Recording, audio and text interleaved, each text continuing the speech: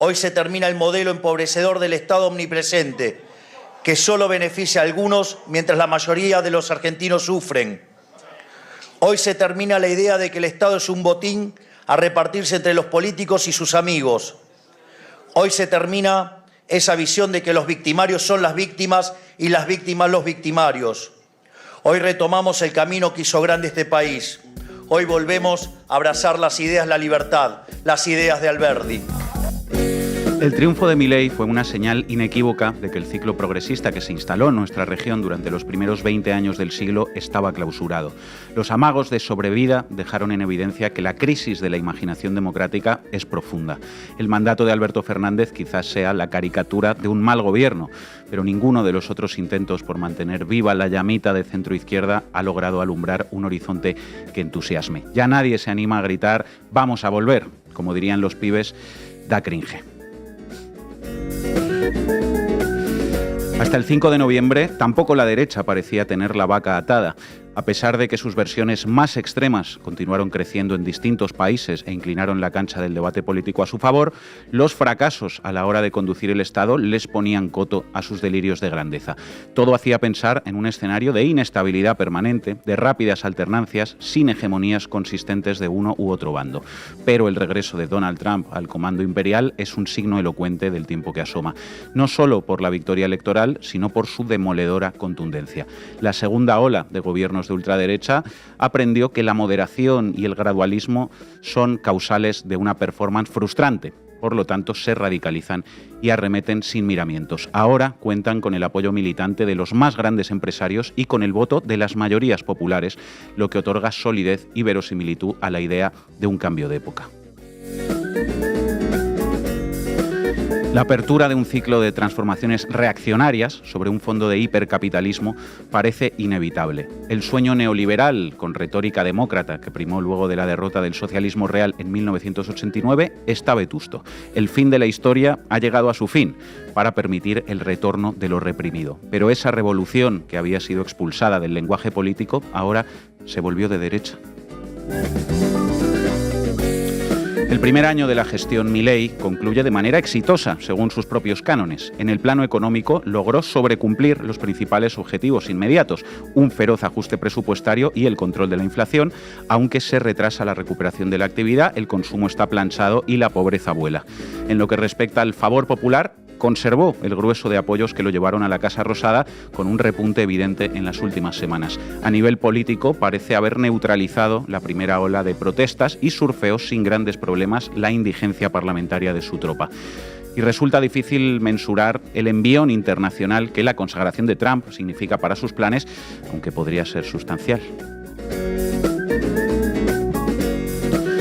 Es posible que el primado de los poderosos se extienda por unos años sin grandes obstáculos, hasta que se reconstruya una fuerza popular que arrase con el festival de injusticia y crueldad al que nos enfrentamos.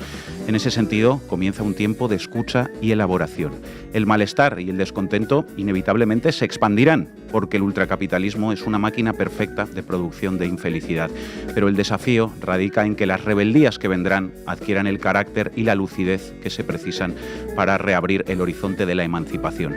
Es una tarea apasionante, en la que se requieren más poetas que rosqueros, un momento para sembrar y al mismo tiempo espantar a los cosechadores precoces, para refundar un compromiso genuino, lejos de los cargos, el éxito fácil y el aplauso adulador.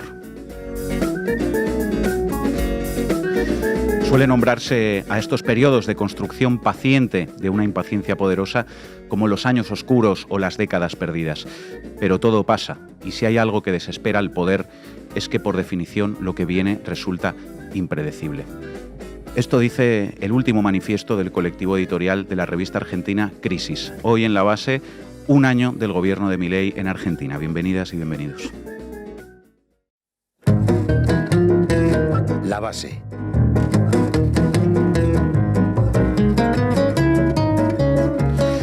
Bueno, hoy en La Base hablamos del aniversario, el primer aniversario del gobierno de Javier Milei en Argentina. ¿Qué nos traes, compañera? Bueno, pues voy a dar un repasito en base a varias fuentes y estudios sobre los resultados de gestión de estos 12 mesecitos. Y ya te adelanto, Manu, que son catastróficos. Ina, Ancinogénova, bueno, vamos compañera. a volver un poco a las raíces de Milei, a ese anarcocapitalismo, a esas ideas, y vamos a ver ya con cómo ha funcionado, ¿no? Llevado a la práctica, si ha sido anarcocapitalismo u otra cosa. U otra cosa, ¿verdad? Bueno, yo os hablaré como de costumbre de cuáles son los relatos mediáticos en Argentina sobre este primer año de gobierno, también de la manera en la que impacta Milei, en la que irradia Milei hacia otros países, por ejemplo en la prensa de aquí de España, y bueno, trataré de conducir el programa lo mejor que pueda. Hoy estamos sin Pablo Iglesias, sin nuestro director, que está ocupado en la universidad con sus tareas como docente. Vamos a contar en nuestra mesa de análisis con Alfredo Serrano, director de CELAG. Arrancamos, Xavi. La base de datos. Informa Irene Zugasti. Todo tuyo, compañero. 20 años no es nada, decía el tango, pero con Javier Milei en la Casa Rosada, un solo año ya ha sido suficiente. Así que vamos a repasar hoy algunos de los datos para hacer balance de estos 365 días de motosierra en Argentina. Destruyó los salarios y jubilaciones, disparó la inflación, se frenó la industria, las obras públicas, la producción y el empleo, creó más de 4 millones de nuevos pobres y en paralelo desplegó una batalla cultural comunicativa de la que muchas extremas derechas toman nota.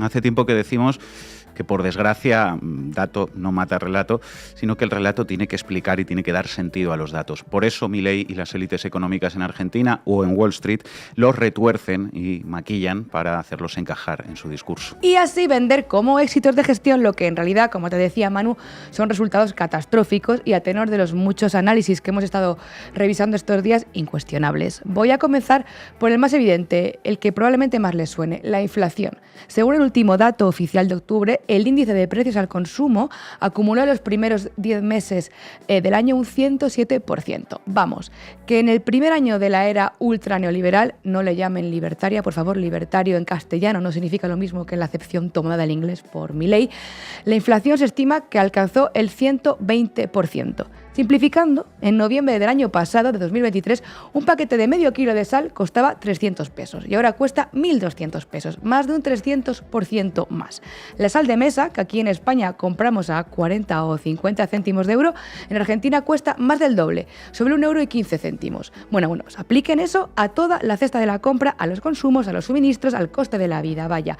Ahora, usted leerá muchos titulares de que se ha frenado la inflación, de que se ha estabilizado, pero esos titulares omiten decir que lo ha hecho estando en límites insostenibles, 120%. Y vamos con un segundo dato muy doloroso, el de la pobreza. En diciembre de 2023, Milei asumió con un 40,7% de pobreza y el 11,9% de indigencia en el país, que no eran datos precisamente amables, desde luego, pero la situación ha empeorado muy rápidamente. Según datos oficiales del primer semestre de 2024, o sea, hasta el mes de junio de este año, se ha llegado al 53% de población en situación de pobreza y el 18% de personas en situación de directamente indigencia.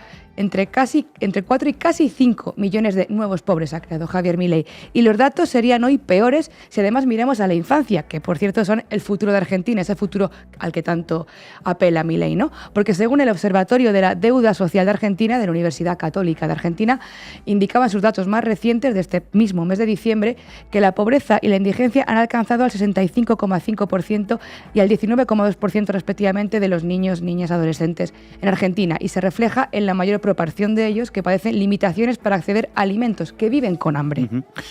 Volvamos a mirar estas cifras porque cuesta asimilarlas en un país como Argentina. Tenemos más de la mitad, un 60% de los niños y niñas argentinos en situación de pobreza y de inseguridad alimentaria total o severa en un país que produce alimentos para cientos de millones de personas. Relacionen esa cifra con el coste que les estábamos comentando hace un momento. La sal, la leche fresca, los pañales, la fruta. 8 de cada 10 personas ha dejado de comer el famoso asado porque no pueden comprar carne, y muchísimos argentinos están cambiando dólares, los dólares que tengan debajo del colchón o donde sea, de sus ahorros, para subsistir. Así viven hoy millones de familias en Argentina. Pues vamos con más datos económicos porque estamos intentando trasladar esos datos a lo que dice Manu, a la vida cotidiana de los argentinos y de las argentinas. Ahora tocan los salarios. Según los datos del SIPA, o sea también del sistema estatal, la remuneración promedio de las personas con trabajo trabajo asalariado en el sector privado cayó más de un 2,1% real desde que Milei llegó al poder, o sea que han bajado los salarios. Y en el caso del salario mínimo, del salario vital o del salario móvil, estos tienen hoy un valor real un 28,4% menor que hace un año. Más datos. La investigación publicada por el Centro de Estudios para la Recuperación de Argentina, el Centro RA de la Facultad de Ciencias Económicas de la Universidad de Buenos Aires, concluye que para solventar el coste de vida de una familia en Argentina se necesitarían aproximadamente 6 salarios básicos más que en Brasil y que en Perú, que son los dos países que siguen como los más caros de la región. No se vislumbra además, apuntan los compañeros de CELAG, una mejora salarial sustancial en el futuro próximo. De hecho, si ahora mismo se incrementaran los salarios, eso implicaría en este contexto de desregulación salvaje un impulso al alza de los precios. Estamos dando datos de estudios de economía comparada y de fuentes estatales, no titulares de Infobae o Mercado Libre o estado de alarma, claro. La UBA tuvo en cuenta el poder adquisitivo de los salarios mínimos en dólares para Argentina, algunos países de la región y de la Unión Europea, Portugal, España, Francia y Alemania. Intentamos aterrizarlo en otro ejemplo que señala este estudio. En Argentina se necesita un 70% del ingreso mínimo para comprar un par de zapatillas deportivas de gama media, mientras que en los países de la región este producto equivale al 23% de un salario mínimo y menos de un 7% de un salario mínimo en los países de Europa. Y recordemos además que este salario mínimo en Argentina, pese a las promesas de Milei, no se ajusta, no se actualiza desde octubre y de su cálculo dependen también pues, el cálculo de las prestaciones sociales o el cálculo de las pensiones alimentarias, como ocurriría aquí en España con el IPREM, que igual les suena familiar. Vamos, que el salario mínimo actual en niveles de 271.000 pesos expone una situación quizá incluso peor que la del año 2001, cuando sucedió el famoso corralito. Un retroceso histórico en el que el valor real del salario mínimo ya es inferior al vigente durante gran parte de los años 90, un retroceso de décadas. Y si hablamos de salarios, pues hablemos también de trabajo, hablemos de empleo. Otro fracaso de esta gestión de Milei y los suyos. Milei heredó una tasa de desempleo del 5,7% y la tasa de empleabilidad estaba en el 45,8%. Al segundo trimestre del 24, el paro ya llegó al 7,6%, y el empleo, o sea, el porcentaje de gente con trabajo en Argentina, bajó al 44,8%. Y si hay alguien especialmente en el disparadero de Milei, son quienes, bueno, pues los empleados y las empleadas públicas, porque sostienen el Estado, ese gran enemigo de Milei, los servicios públicos, las políticas del bienestar. Entre ellos, por cierto, los trabajadores y trabajadoras de las universidades públicas, a los que también ha ejecutado un espectacular recorte estos últimos meses. Se estima que la gestión libertaria, con muchas comillas, desvinculó más de 31.000 empleados públicos de servicios públicos estatales, según el propio gabinete de Milei, porque esta no es una cifra que ellos maquillen, no, a esta no la maquillan, sino que se sienten bien orgullosos de haberlo hecho. Afuera todo lo público, afuera los servicios del Estado, lo cual revela además una profunda torpeza, por otro lado, por no entender lo que significan los efectos macroeconómicos del empleo y de los salarios públicos. Pero como Milei hace gala precisamente de eso, de ser un topo que va a destruir el Estado, de triturar el Estado en favor del mercado, uno de sus hijos legislativos, recuerden, fue la famosa Ley de Bases o Ley Ómnibus, que terminó aprobando, en una versión reducida, eso sí, de sus aspiraciones, en junio de este año, 2024. Le llaman Ley Ómnibus o Ley de Bases porque es un batiburrillo de diferentes reformas en materias como administración pública, justicia, interior, medio ambiente, salud, que viene a plasmar pues ese ideario ultraneoliberal hecho ley. Por ejemplo, flexibiliza las indemnizaciones por despido, es decir, facilita despedir o no mantener el contrato de trabajo a los trabajadores y trabajadoras. Temporaliza y precariza, aunque Milei lo ha llamado emprendimiento y modernización laboral, desregula sectores de la economía privatizando industrias y sectores públicos clave, facilita las grandes inversiones extranjeras, esas que no puede hacer el pueblo llano argentino, y arroga al Gobierno, al Ejecutivo, facultades legislativas extraordinarias en caso de lo que consideren ellos emergencia pública. Ojo con eso. Todo gracias, por cierto, a una oposición dialoguista que se ha plegado en muchos casos a esos recortes y a esas medidas. ¿Se acuerdan del pa' afuera de la ofensiva contra el Estado? Pues su traducción económica en términos reales es, según datos del CEPA, del Centro de Economía Política Argentina, una reducción real del 30% del gasto público. Pero, ¿qué creen? ¿Que ese gasto público ha ido a parar a beneficios sociales, a un superávit invertido en la mejora de la vida del pueblo argentino? ¿Se han enriquecido las mayorías populares por estas recetas de recorte de lo público? Pues obviamente no. Y vamos con otro dato que demuestra que si algo avanza en Argentina no es precisamente la libertad, sino la miseria. Las pensiones. Las pensiones fueron uno de los puntos clave de la política de la motosierra, porque según Milei habría que meterles tijera para llegar al superávit fiscal. Si recuerdan, algunas de las mayores protestas en el país se produjeron precisamente por esas políticas de recorte de las pensiones, que hay que decir que ya venían tocadas de muerte por las políticas neoliberales de los años 80 en América Latina, gracias a los Chicago Boys y sus recetas. En septiembre, Milei y sus socios y aliados impusieron un veto al aumento de las pensiones, gracias a sus propios diputados, a los de Macri y a 5 escaños traidores de la dividida Unión Cívica Radical, UCR, logró conseguir los votos necesarios para blindar el veto contra los jubilados. Pero como saben, esto no va solo de macroeconomía. En paralelo a poner el país a los pies de las élites económicas, Milei desplegó una política negacionista sobre la verdad, memoria y justicia de la dictadura. Eso es, la Libertad Avanza ha iniciado una ofensiva sin precedentes contra las políticas de derechos humanos post-dictadura, de la mano, claro, de la legitimación de los genocidas y del lobby militar. No se trata solo de reescribir la memoria colectiva. Por ejemplo, cerró la CONADI, que es la comisión encargada de investigar a los desaparecidos de la dictadura. Además, despide, clausura, retira fondos de los espacios de memoria. Pero no solo es eso, también se trata de restaurar en el poder y legitimar a los hijos y a los nietos y nietas de los genocidas, de los torturadores y de los secuestradores. No en vano, Villarroel o Bussi del gobierno Milei son ese tipo de figuras. Los montoneros tienen que estar todos presos, decía Villarroel. Milei hizo además una política diplomática exterior consistente en, básicamente, aliarse con las extremas derechas de todo el mundo, en lo que toca al Estado español, con Vox y con Isabel Díaz Ayuso, que es, como sabemos, alumna aventajada del mileísmo. La cruzada anticomunista, ya saben. A través de su ejército de trolls y bots y de sus actos públicos y políticos, dentro y fuera de Argentina, con Agustín Laje y Santiago Caputo a los mandos, Milei utiliza consignas de extrema derecha, una especie de selección de lo más burdo del neoliberalismo y las ideologías ultraconservadoras que moviliza a golpe de tweets y de performance. Pero oye, a Wall Street, como decíamos, le sirve, claro, por eso le alaban estas reformas. Milei presume de estabilidad, pese a tener reservas negativas de dólares, un aumento espectacular de la deuda pública, más de 90.000 millones, según datos estatales, y un pueblo viviendo con un hambre que no se recuerda desde hace 20 años. Un hecho simbólico es que el consumo de carne, que comentábamos al principio, ha caído a cifras nunca antes conocidas, pero las exportaciones han aumentado como nunca para gloria de los empresarios del sector. No hagan demasiado caso de su amigo, el que estuvo de vacaciones este verano en Buenos Aires, y le cuente que allá todo el mundo ama a Milei. Quizá tuvo la suerte de coincidir con alguno de esos argentinos privilegiados del centro de la ciudad que pueden todavía pagarse el boleto de autobús o que cobran salarios que les permiten pagar 3 veces más por comer que hace un año. Pero más allá de la avenida Corrientes, la vida de la mayoría de los 46 millones de argentinas y argentinos ha empeorado objetivamente. Estos son los datos y este es el relato. Gracias, compañera. En todo caso, ahora que soy presidente, mi responsabilidad por librar la batalla cultural es aún mucho mayor, porque lo que hago y digo tiene un efecto más grande. Y dar la batalla cultural no es solo moralmente correcto, sino que además es necesario de un punto de vista del gobierno. Es necesario para el éxito de cualquier programa de gobierno liberal o libertario, para que las políticas que implementen sean duraderas.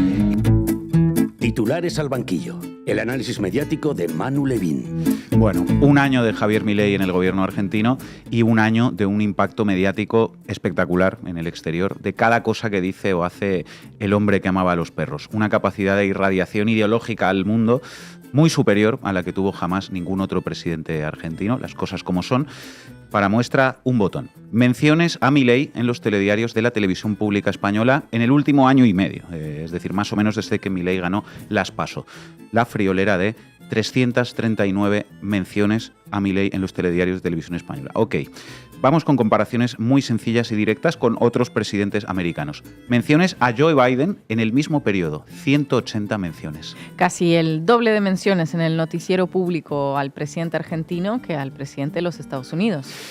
Con eso ya está casi todo dicho, creo yo. Y ya si comparamos con otros presidentes latinoamericanos, pues es una verdadera locura. Menciones en ese mismo periodo, último año y medio, al presidente de Colombia, Gustavo Petro. 9 menciones. Por cada mención a Petro, 40 menciones a Milei.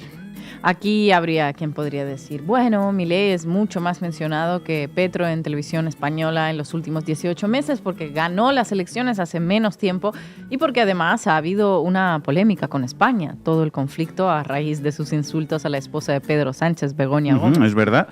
Entonces, bueno, comparemos entonces con otro país que también ha celebrado elecciones hace poco y que también ha tenido un conflicto diplomático reciente con España en los últimos meses, en este caso a raíz de la monarquía, de la corona borbónica. México, un país además mucho más poblado que Argentina.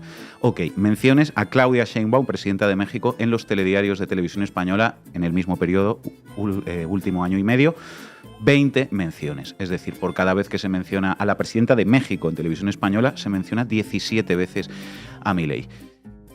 Ojo, hay compañeros que desprecian un poco esto y piensan que Milei es visto en el extranjero como un payaso y como un bufón del que mofarse y que es en esas coordenadas en las que se producen todos estos impactos de las palabras y obras de Milei para reírse de él. Yo no estoy en absoluto de acuerdo con ese análisis, creo que es wishful thinking y que no es así para nada, sino que la influencia que ejerce el presidente argentino es genuina y es ya un referente real para las nuevas derechas en muchos países. Por ejemplo, en España, lo acabamos de ver, y en particular en el Madrid de Isabel Díaz Ayuso, o en Estados Unidos incluso. Echen un vistazo al timeline de X de Elon Musk, dueño de la red social, hombre más rico de la historia y flamante miembro del próximo gabinete de Trump, y comprobarán rápidamente la cantidad de publicaciones que hace Elon Musk, poniendo como ejemplo los recortes de la motosierra de Milei. Pero siguiendo con el impacto de Milei aquí en España, como os podréis imaginar, y hemos comprobado aquí ya en muchas ocasiones, las empresas mediáticas de línea neoliberal, El Economista, Libre Mercado, etcétera, pues hacen básicamente apología de lo que representa el actual gobierno argentino. Libre Mercado, el brillante primer año de Milei, así ha cambiado Argentina. Y también llegan por estas costas los bulos oficiales, nos lo contaba hace un momento Zugasti, que lanza la Casa Rosada. Por ejemplo, la COPE, la radio de los obispos españoles, este verano. Marc Vidal analiza los 6 meses de Javier Milei como presidente de Argentina y nos dice la COPE, Milei ha puesto en marcha más de 300 desregulaciones, lo que ha mejorado el índice de libertad económica del país y algunas han surtido efecto. Por ejemplo, derogó la anterior ley de alquiler, aumentando la oferta de viviendas en Buenos Aires en un 184% y reduciendo los precios en un 20%. Con Milei los precios de la vivienda en Buenos Aires han bajado un 20%. Bueno, cualquier porteño sabe que eso es mentira. De hecho, es todo lo contrario. Según la encuesta nacional inquilina, los alquileres de departamentos de un ambiente en la ciudad de Buenos Aires pasaron de 97.000 a 247.000 pesos solo de enero a septiembre, es decir, multiplicaron su precio por 2,5. Los de 3 ambientes pasaron de 145.000 pesos en enero a 372.000 pesos en septiembre. La única verdad es la realidad. Pero el gobierno Milei acostumbra, como decíamos, a comunicar datos falsos o absolutamente retorcidos para decir que las cosas son lo contrario de lo que la gente vive en sus propias carnes. También dicen, por ejemplo, que los alimentos están tirados de precio, baratísimos, o los medicamentos, o que las jubilaciones ganaron poder adquisitivo cuando los jubilados no tienen literalmente para comer y además están siendo reprimidos cuando salen a protestar. Y esos bulos oficiales son reproducidos, como acabamos de ver, por los medios de comunicación, tanto dentro como fuera de Argentina. Eso sí, otro tipo de cosas nos llegan un poquito menos, porque van en contra, claro, de ese relato que nos dice que Milei está arreglando Argentina, ¿verdad? Por ejemplo, esta. Ya que hablamos de los jubilados y los medicamentos, que es uno de los temas que están en primer plano en Argentina en las últimas semanas, os leo una noticia que ilustra de forma muy elocuente, muy tristemente elocuente, cuál es la situación real. Sucedió hace solo 5 días. Conmoción en una sede de PAMI. Un jubilado se roció con combustible y quiso prenderse fuego por la quita de medicamentos. En la sede central de PAMI Córdoba, un jubilado intentó prenderse fuego con un encendedor y un empleado intervino para salvarlo. Le habían negado el tratamiento de su enfermedad terminal. Argentina 2024 de la Play, Xavi. La imagen que van a ver es fuerte y yo se las voy a relatar porque no tiene sonido de lo que pasa específicamente. Y es lo que rompió Milei esta semana, que es los medicamentos para los jubilados. Para mí, el tema más importante de estos días, que como verán no tiene tanta repercusión en los medios. Yo intentaré desde acá por lo pronto tenerlo como prioridad. Y lo que vamos a compartir es una imagen de Telefe de Córdoba, que es la imagen de un jubilado cuando intentó prenderse fuego a sí mismo porque le cortaron los medicamentos. Vamos a compartirla. Ahí está. Este video es de un nivel de dramatismo absoluto. Y es real. Es real. Justo llegó nuestro equipo con Sofía a la cabeza y Pablo. Ellos llegaban a hacer la nota, en la cola, en la fila del PAMI para ver cómo andaba todo y se encuentran con esta dramática situación. A quien estamos viendo es el jubilado, que ahí vemos el bidón que están pateándolo al costado, que ya se había rociado con queroseno y fíjense la imagen dramática y los alrededores, ¿no? La gente que se empieza a agarrar la cabeza y rápidamente intentando contenerlo. Luego se conoció, Sergio, que es un jubilado que tiene una enfermedad terminal. Así es que hay, digamos, la gente acudió, hubo una cadena de circunstancias que hicieron que este drama no terminara en tragedia, el encendedor no funcionó, Esa es la imagen que tendrían que haber estado mostrando el fin de semana, circulando, compartiendo y metidos en eso, en que les devuelvan los medicamentos a los jubilados. De eso voy a hablar más tarde en el editorial. Está pasando en Argentina, uno de los países más ricos de América y del mundo. Jubilados que se han pasado toda la vida trabajando llegan a la desesperación de intentar quemarse a lo bonzo porque Milei eliminó la cobertura gratuita de medicamentos de PAMI, que es la obra social pública de millones de jubilados.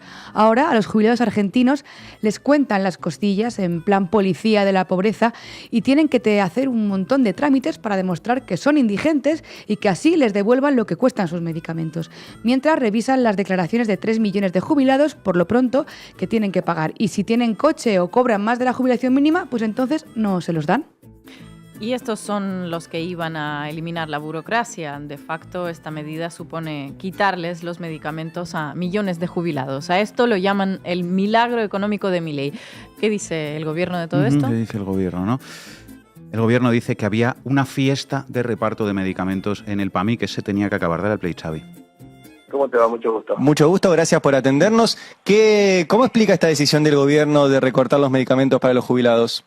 La verdad que suena bastante confusa la noticia, cómo se la está planteando. Ayer justamente estuve reunido con la gente de PAMI, prendemos un poco el tema. La verdad que lo que estuvo pasando en el PAMI, la fiesta esta de repartir medicamentos a diestra y siniestra a la gente que no lo necesitaba. Sobre todo había muchos casos de familiares, que iban familiares, utilizaban los carnets de los jubilados y retiraban medicamentos desfinanciando la obra social. Realmente ha sido una fiesta que la pagan como siempre los jubilados y lo que se decidió hacer ahora, a través de un criterio bastante razonable de Leguizamón y compañía del PAMI, fue racionalizar el uso de los medicamentos realmente para que la gente que lo necesite y dárselo al 100% a la gente que no lo pueda pagar. ¿Usted tiene alguna prueba de esa fiesta de reparto de medicamentos? Yo no soy juez, yo soy diputado de la Nación y usted me está preguntando qué opino de la medida. En fin, ahora comentamos. Había una fiesta y además, si les retiran los fármacos a pacientes de avanzada edad, no pasa nada, no es para tanto, tampoco se van a morir. No creo que deba tener la sensibilidad que usted le está dando en este momento y está utilizándolo como alguna herramienta para generar algún tipo de disconformidad, pero le garantizo que nosotros vamos a seguir apoyando. ¿Qué sensibilidad debería tener yo? ¿Que no me preocupe que los adultos mayores se mueran porque no pueden consumir un medicamento? No creo que puede llegar a pasar a ese extremo, así que no cree que pueda llegar. ¿Usted es médico? No, soy economista. Sí, se nota. ¿Cómo que no cree que alguien no se muera por no tomar un medicamento que le dio el médico a una edad avanzada? Esa persona puede tener parientes, gente que la puede ayudar. Que lo pague otro. No debe ser para tanto. ¿Y si no tiene, creo que usted no debe ser está para tratando tanto de buscarle de alguna manera. No creo que los jubilados se mueran si no toman sus medicamentos. No debe de ser para tanto. Alguien les ayudará. Dice el tal Julio Moreno Ovalle, diputado del partido de Milei. Seguro que si este señor, que ya pasa los 70 añitos, o un familiar suyo tiene alguna enfermedad grave, tiene muchos problemas para recibir tratamiento. Un método infalible el de Milei para reducir la pobreza. Dejar morir a los pobres, claro. Pues ya hemos escuchado lo que dicen los sociópatas que gobiernan Argentina. Ellos mismos defienden abiertamente retirar los tratamientos médicos a los jubilados. ¿Y los poderes mediáticos argentinos qué dicen de todo esto? ¿Qué dicen, verdad? Vamos a ver dos miradas opuestas. Primero, C5N, canal de televisión de línea kirchnerista, que se ha destacado, os cuento, por algo en el último año, y ha sido por recabar testimonios en la calle poniendo el micrófono a transeúntes. Dale al play, Xavi.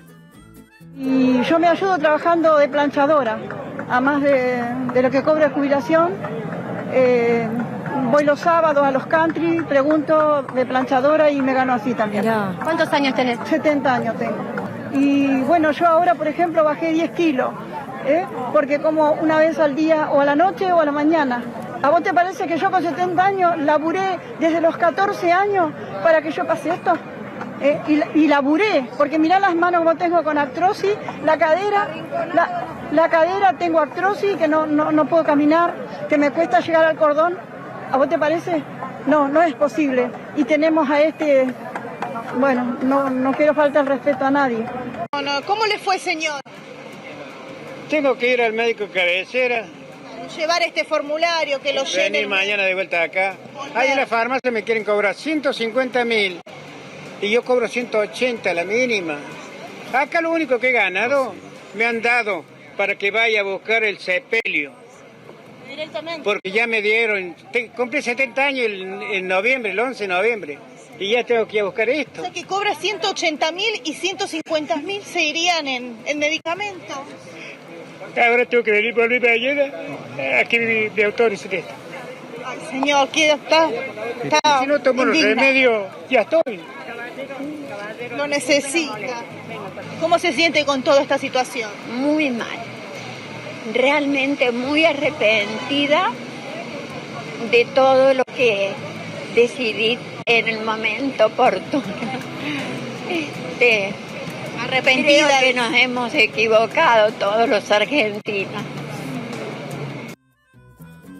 Tengo 70 años y bajé 10 kilos porque como una vez al día. Qué triste escuchar esto de boca de jubilados argentinos después de toda la vida doblando el lomo para ganarse la vida, ¿no? Para echarse a llorar, la verdad. Y os cuento que cada vez que C5N emite testimonios como estos, resulta que desde las filas de Milei se dice que no son de verdad, que no son reales, que son actores pagados por C5N, por esa cadena de televisión. Pagados, ya. Al que sí parece que le pagaron bien es a Eduardo Cuéllar, senador por la provincia de Entre Ríos, que llegó al Senado en las listas del kirchnerismo, pero que se pasó al bando de Milei y le aprobó todo al gobierno. Seguro que su traición no tenía absolutamente nada que ver con esos $200.000 en efectivo sin declarar que tenía el tipo. No, seguro que no tiene nada que ver. Esos $200.000, nada que ver. Bueno, decía que íbamos a ver dos miradas muy diferentes, dos desempeños mediáticos opuestos respecto a la situación de los jubilados y el tema de los medicamentos. Hemos visto el ejemplo de C5N y veamos ahora brevemente lo que están haciendo los medios afines al gobierno Milei. Os resumo. Básicamente, 1. Omitir las situaciones de la economía real y hablar en su lugar de cifras macroeconómicas. Los jubilados se mueren de hambre, pero los bonos van re bien. Algo así, efectivamente. 2. Un clásico, hablar de cualquier tontería banal. Novaresio en La Nación Más, con la que está cayendo en Argentina. Susana Jiménez se entrevistó a sí misma con inteligencia artificial. Habló con la Mari. 3. Directamente hacer como que todo va de maravilla, poniéndose a bailar con el diputado de Milei, José Luis Espert, con 25 millones de argentinos en la pobreza. En el PAMI había una fiesta, dicen, donde desde luego que tienen una buena fiesta es en los platós de los poderes mediáticos aliados de Milei. Que no decaiga la fiesta. Y 4. Echarle la culpa del desastre de los medicamentos de los jubilados en el PAMI en concreto al kirchnerismo. Alejandro Fantino. Una de las peores administraciones del PAMI, ¿estamos de acuerdo o no?, que fue la de Luana Volnovich. ¿Estamos de acuerdo? Lejos, sí. Este es el que maneja el PAMI hoy. Era la mano derecha de Luana Volnovich. Entonces, este tipo que se llama Leguizamo, apellido, que fue durante la gestión de Alberto Fernández y Luana Volnovich, director del PAMI en la ciudad de Buenos Aires, y hoy es el director ejecutivo, en realidad es el que maneja todo lo ejecutivo del PAMI. La administración ejecutiva del PAMI tiene una denuncia de la política online hace unos meses porque le entregó una clínica a un chabón que era mano derecha de un diputado libertario. Yo no sé si este pelado no es un topo.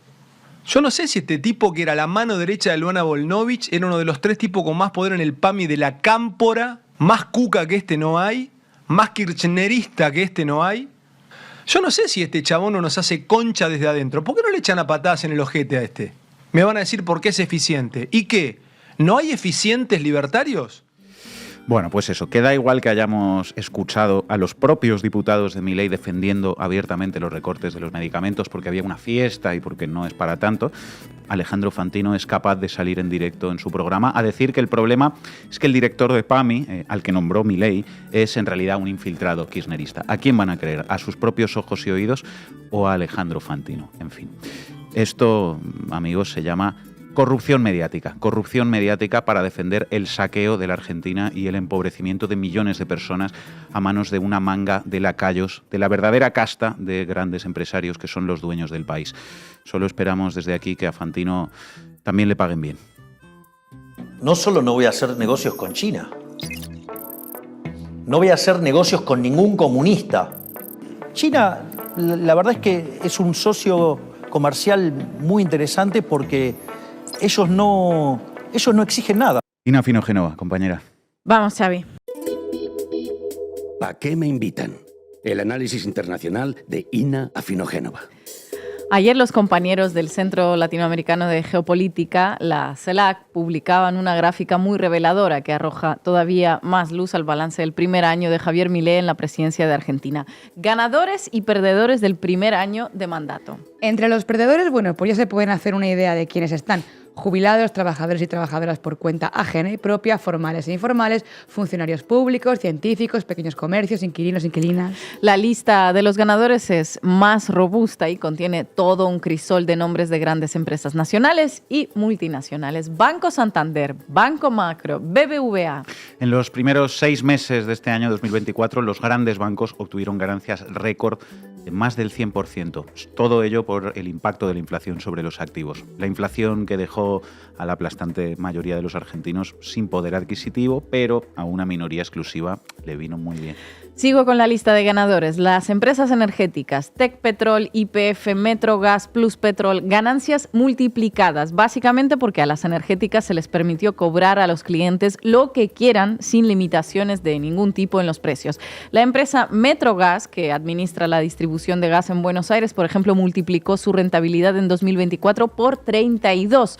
No hay competencia, no hay regulaciones, no hay alternativa. Una fiesta. Una fiesta. Mirgor, otro ganador. La empresa que pertenece a la familia Caputo, la misma del actual ministro de Finanzas Luis Caputo y de la mano derecha de Milei, Santiago Caputo. Todo coincidencias. Bueno, el dueño de Mirgor es otro Caputo, Nicolás, hermano del alma, según sus palabras del expresidente Mauricio Macri. ¿Qué hace Mirgor? Bueno, Mirgor ensambla celulares en la provincia más austral, la de Tierra del Fuego. Se han ido un poquito lejos porque en Tierra del Fuego se benefician de un régimen impositivo que le permite no pagar muchos impuestos. Eso sí, luego los celulares los venden a precios más elevados que los internacionales. Así es como se hace uno rico, trabajando duro. Trabajando durísimo. Otro ganador, Arcor, la empresa transnacional argentina más importante del rubro alimenticio con presencia en 120 países. Según un informe del Centro de Investigación y Formación argentino, Arcor multiplicó sus ganancias desde un 15,5% hasta un 50,2% en los primeros 10 meses del gobierno de Milei. Y podemos seguir enumerando a ricos que se hicieron todavía más ricos en este año. Edesur, Edenor, Pampa Energía, Molinos Aro, Telecom, Claro. Milei gobierna para ellos. Y un año después queda más claro que llegó precisamente pues con esta idea, con un mensaje en contra de la casta, pero decidido a gobernar en su beneficio. Todo un clásico de la ultraderecha, por otra parte. Esa es la esencia del anarcocapitalismo, que les propongo que repasemos hoy el concepto y veamos lo que queda cuando se lleva a la práctica. Pues vamos allá. Vamos allá. Con la llegada de Javier Milei a la presidencia de Argentina se produjo una novedad que a Milei le gusta mucho subrayar, ¿no? Por primera vez un adherente a las ideas de una pequeña secta estadounidense, los autodenominados libertarianos o anarcocapitalistas, llegaba a gobernar un país. No se trata de una corriente de pensamiento nueva, comenzó a tomar forma en la década de los 50 del siglo pasado de la mano de un economista estadounidense, Murray Newton Rothbard, y permaneció en la irrelevancia hasta hace pocos años. La historia de las ideas funcionales al capitalismo conoce trayectorias análogas. Los fundamentos del denominado neoliberalismo germinaron en las décadas del 30 y del 40, cuando las ideas keynesianas se habían impuesto tras la crisis de 1929. La sociedad de Mont Pelerin algo así como el think tank primigenio de las ideas neoliberales. Fue creada en el año 1947, pero al neoliberalismo le llevó 3 décadas más, hasta los años 80, encontrar su lugar en el mundo de la alta política con la llegada de los gobiernos de Margaret Thatcher en Gran Bretaña y de Ronald Reagan en Estados Unidos, como sabemos. Así es. Y que un anarcocapitalista haya llegado a la presidencia de un país en el extremo sur del continente americano puede ser parte de una carambola histórica, ¿no? Pero vale la pena también preguntarse por la hipótesis contraria. ¿Será que acaso el anarcocapitalismo pueda ser una herramienta útil para las élites en este momento histórico? La fascinación que sienten los grandes empresarios, en especial aquellos del ámbito de las tecnologías, hacia Javier Milei y la fascinación que el presidente argentino tiene hacia esos mismos empresarios apuntan en esa dirección.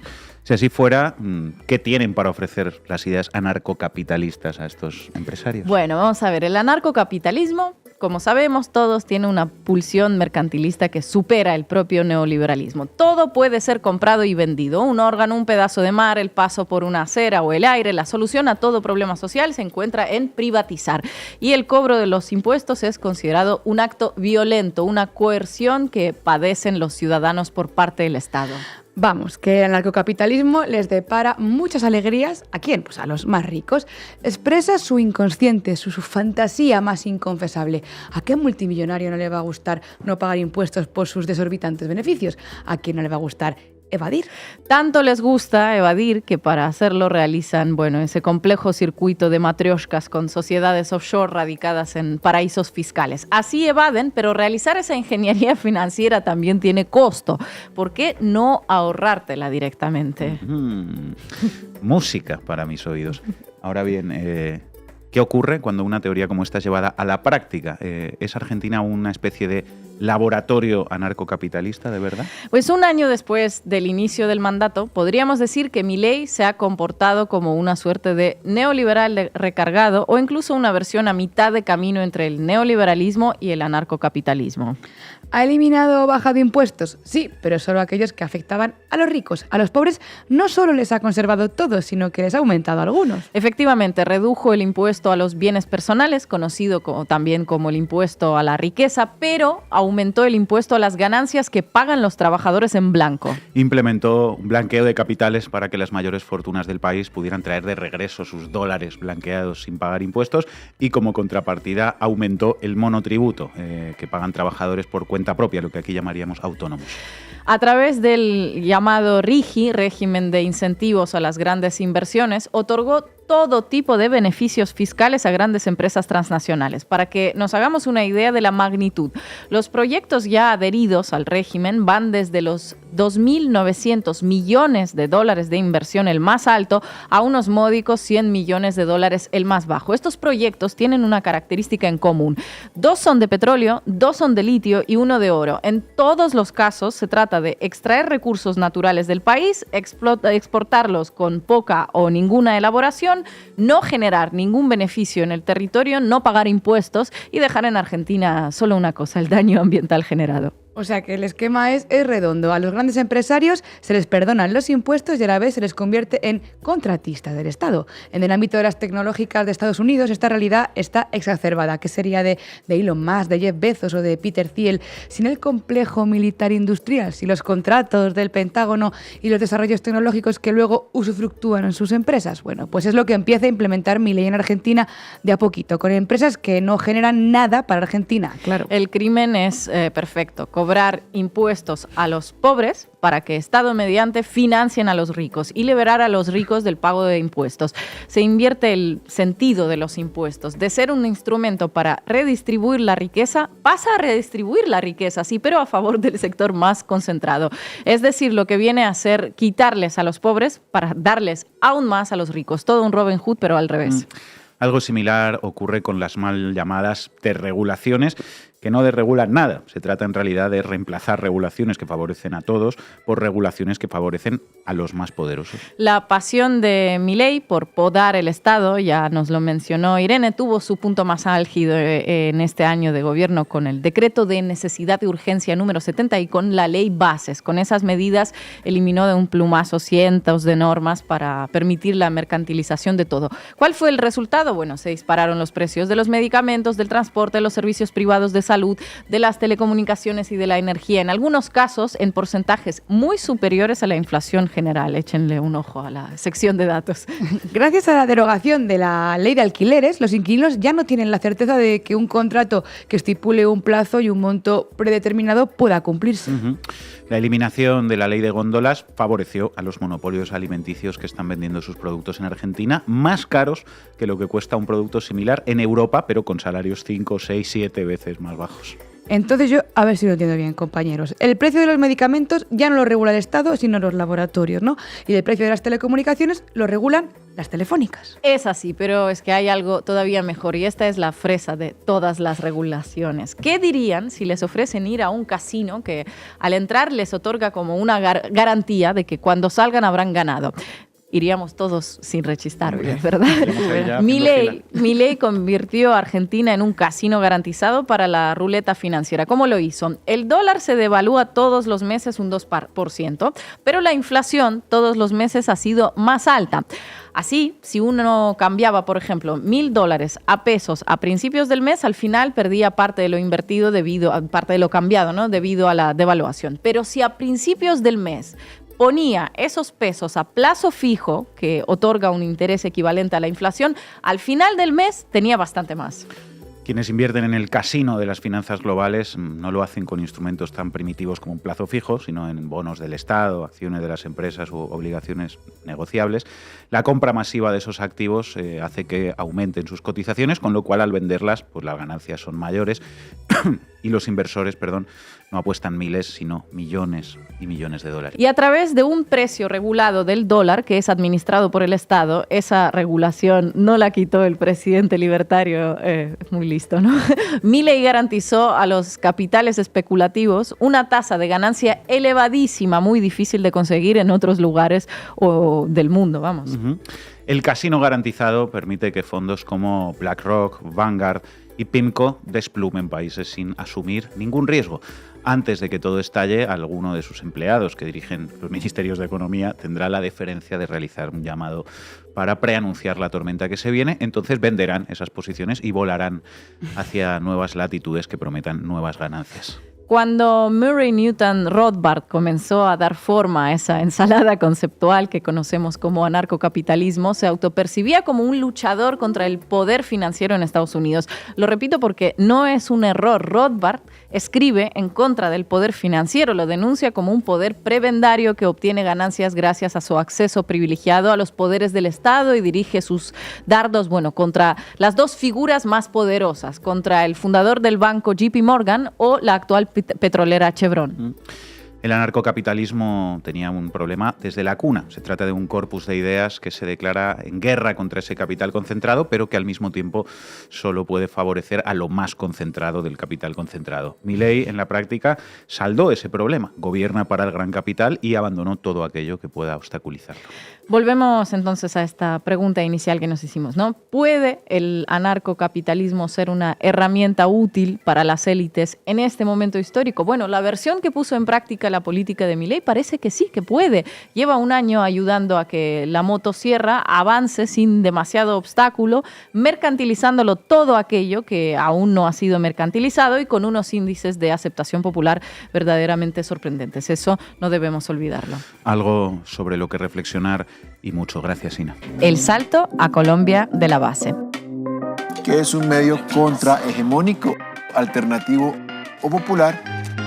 Bienvenidos y bienvenidas. La base se emitirá una vez por semana. Miércoles a las 9 de la noche, hora de Bogotá. La base no le va a costar ni un peso a la ciudadanía colombiana porque cedemos el programa gratuitamente, que además financia nuestra comunidad con sus aportaciones. Una alianza con un canal que es independiente, insisto, con un canal que no responde a ningún interés corporativo. Hoy contamos con Alfredo Serrano, director de CELAR. Alfredo, compañero, muchísimas gracias por estar en la base. Aquí te saludo yo. Pablo lo tenemos ocupado en la universidad corrigiendo exámenes. ¿Cómo estás? Hola, Manu, ¿cómo estáis? ¿Qué tal todo? Aquí andamos hablando del primer año de gobierno de Milei. Te quería pedir, compañero, cuáles serían, tus 2, 3, 4 titulares, digamos, sobre este primer año de Milei en la Casa Rosada. Lo primero es que ha impuesto una nueva forma de hacer política basado en el cualquier cosismo. Vale cualquier cosa. Se puede decir cualquier cosa sin ningún tipo de base rigurosa, ni técnica, ni científica, ni ética, ni moral. Se puede decir lo uno y lo contrario. Es el cualquier cosismo que yo creo que lo que pretende es seguir generando el estado de confusión, de caos, porque en el fondo es donde él más se puede granjear o adeptos, o resignación, o adormecimiento por parte de la sociedad. Cuanto más confuso, más caótico sea todo, porque además él es el hijo, el fruto, la consecuencia de una crisis de representatividad, de un caos anterior, y pretende seguir acelerándolo de tal manera que le permita seguir haciendo pues, el modelo de acumulación que ya sabemos, en el que hay menos de un 1% de ganadores y más de un 99% de perdedores. La mayoría de la sociedad está perdiendo, está empobreciéndose. A eso yo le añadiría que él sabe que no puede cambiar las condiciones de vida en su cotidianidad, cada día están peores, pero la única herramienta que pretende amortiguar eso para que se metabolice, se normalice, se naturalice un mal vivir, es su batalla cultural. Es la batalla del relato, capaz de decir cualquier cosa, juega en una suerte de manual de distracciones constantes y permanentes, a veces un poco ya incluso muy previsible, cada vez que intenta hacer algo y que perjudica a los jubilados, saca rápidamente una hojita más de su manual de distracciones, siempre casi recurre a los mismos modus operandis. Y lo que sí quisiera decir es que, de hecho, si me lo permites, Manu, he hecho una consulta a 50 personas desde los medios de comunicación internacional y los medios de comunicación en la Argentina, consultores, encuestadores, intelectuales de todo tipo de alineamiento ideológico. Y fíjate que a Milei todo el mundo lo tiene muy bien caracterizado. La mayoría plantea crueldad, la mayoría plantea devastador, destrucción, caos. A la oposición también la tienen mayoritariamente caracterizada en negativo, están como desconcertada, desorientada, pero es muy interesante que estas 50 personas consultadas, donde tiene más dificultad para caracterizar es a la sociedad. Es como no hay un patrón de análisis homogéneo respecto a qué está pasando hoy en día con la sociedad argentina. Hay algunos que piensan que está expectante, otros adormecidas. Hay gente que piensa que está polarizada, otra gente que está golpeada. No hay una claridad y yo creo que a veces es lo que nos viene pasando, es que nos concentramos en el dedo que tapa el sol, o sea, Milei, y con razón, pero estamos teniendo grandes dificultades para comprender cuál es un poco el estado actual de una sociedad heterogénea que en parte viene metabolizando, en parte está adormecida, en parte está expectante, en parte está agotada, en parte está harta. Hay un conjunto, una coctelera de sensaciones y de criterios que yo creo que es lo que más nos debería de preocupar, porque dependiendo de cómo la sociedad siga afrontando lo que va haciendo el presidente Milei y su gobierno, y si va metabolizando modelo peruano, modelo paraguayo, entonces probablemente pues sí ganará su batalla cultural o no, y eso es difícil saberlo a día de hoy. Tiene. En la base. Pues hablabas justo ahora de batalla cultural. Te quería preguntar cuál es el papel de esa guerrilla digital que ha desplegado Milei este último año. Yo creo que es importante toda esa guerrilla digital, pero yo siempre lo intento poner en una suerte de justo medio. Me explico. Yo creo que a veces sobrevaloramos su fuerza en las redes que tiene Javier Milei, que las tiene, son importantes, pero me parece que lo relevante de Javier Milei es que sigue teniendo mensajes. Yo diametralmente opuesto en todo su mensaje, pero toca cuestiones esenciales de valores y principios. Él apuesta por el individualismo, apuesta por un sálvese quien pueda, plantea un conjunto de aberraciones, pero me parece que detrás del uso de las redes sociales, que las utilizan y bien, no hay un mensaje vacío, hay un intento precisamente de ganar la batalla cultural. A veces yo creo que le damos más importancia a lo bien que manejan las redes y que hay un batallón bien financiado, bien pagados, que están orquestados, pero que a la vez tienen convicciones en un conjunto, en un corpus ideológico, y yo diría que eso es lo que más me preocuparía, porque las herramientas se pueden aprender y son más fácilmente accesibles. Es cierto que ponen mucha plata detrás de esto. Antes lo hacía como candidato, ahora lo hace como presidente. Sin embargo, que haya un conjunto, quizás no me importa el porcentaje, sino cualitativamente, de gente que está al frente de la batalla digital, que están convencidos de lo que están diciendo y que están de acuerdo en que Cristina debe estar muerta, literalmente, o que pueden llamar hijos de puta a los opositores o pueden creer que hay que exterminar a todo el que piense distinto. Ese tipo de convicciones que luego se propagan por las redes sociales, yo creo que deberíamos de prestarle cada vez más importancia a eso, más que al canal de la forma en la que se transmiten. Alfredo, buenas tardes, muchas gracias por estar aquí. Estaba mirando las últimas encuestas que miden el índice de aprobación de Milei y Subán Córdoba pone que cuenta con un 47% de imagen positiva. Es decir, si hubiese elecciones mañana, ¿volvería a ganar Milei? ¿A qué se lo atribuyes tú? Yo creo que, Ina, ahí primero hay que siempre no perder de vista que en la Argentina, te pongo dos momentos históricos fundamentales. El 2003, la sumatoria de votos de dos candidatos de la derecha, representados por López Murphy y por Menem en el 2003, sumaban 41%. Y si me voy al 2019, el año peor de Mauricio Macri, después de una gestión nefasta de 4 años, obtuvo en primera vuelta 40%. ¿A qué quiero llegar? Es que hay un bloque de la sociedad argentina, da igual el porcentaje preciso, en torno al 40%, que siempre está cerca de las ideas más conservadoras, neoliberales, y que hoy en día pues representa a Milei con el intento de privatizar aerolíneas y otro conjunto de principios y políticas que intenta llevar a cabo. Por lo tanto, está cerca de ese valor, ese núcleo duro, y que es cierto que ha ido bajando la tendencia. Luego lleva poco tiempo. Si yo miro y analizo comparativamente el primer año de gobierno de un presidente, ya sea en la Argentina o en América Latina, en Argentina los presidentes desde Mauricio Macri, Alberto Fernández, Cristina Fernández, han tenido siempre imagen positiva mucho más alta después de un año. No lo digo yo, sino lo dice incluso Jaime Durán Barba, que es un encuestador que nunca trabajó para el sector kirchnerista. Pero en América Latina ocurre lo mismo.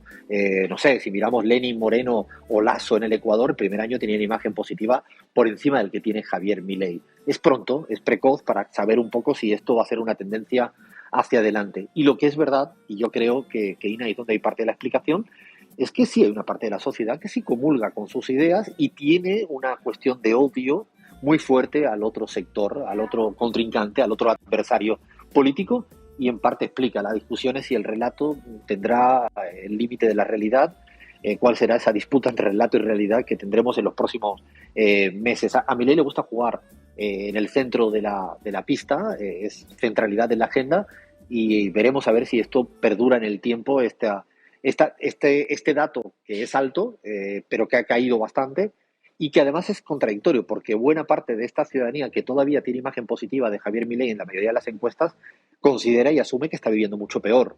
Hay una suerte de agarrarse al futuro, a la expectativa, que es lo que yo creo que además es parte del relato de Javier Milei. El presente no nos puede convencer de que se vive mejor, pero le echa la culpa al pasado e intenta disputar el futuro.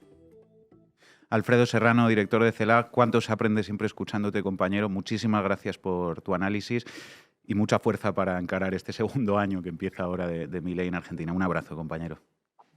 Abrazo, Manu, y abrazo a todas y todos. Llegamos al final del programa. Os vamos a dejar con la negra Mercedes Sosa, Serenata para la Tierra de Uno. Hasta mañana.